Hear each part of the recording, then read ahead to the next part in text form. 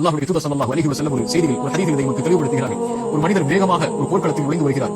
அவருடைய குதிரையில் அவருடைய முடியெல்லாம் பரட்டை தலையாக இருக்கிறது, முகமெல்லாம் தூசி படிந்திருக்கிறது. அந்த காட்சியில் உள்ளே நுழைகிறார். அந்த போருடைய முதல் வரிசை தான் அனுமதி கிடைக்கிறது, நிற்கிறார். அந்த போருடைய கடைசி வரிசை தான் அனுமதி கிடைக்கிறது, நிற்கிறார். அவர் சாட்சி சொல்கிறார். அந்த சாட்சி எல்லோராலும் நிராகரிக்கப்படுகிறது. உதவி கேட்கிறார், அந்த உதவி மறுக்கப்படுகிறது. ஆனால் நிற்கிறார். இந்த மனிதருக்கு நாளை மறுமையில் அல்லாஹ் சொர்க்கத்தை கொடுக்கிறான். இது அல்லாஹ்வுடைய தூதர் ஸல்லல்லாஹு அலைஹி வஸல்லம் சொன்னார். என்ன விளக்கம்?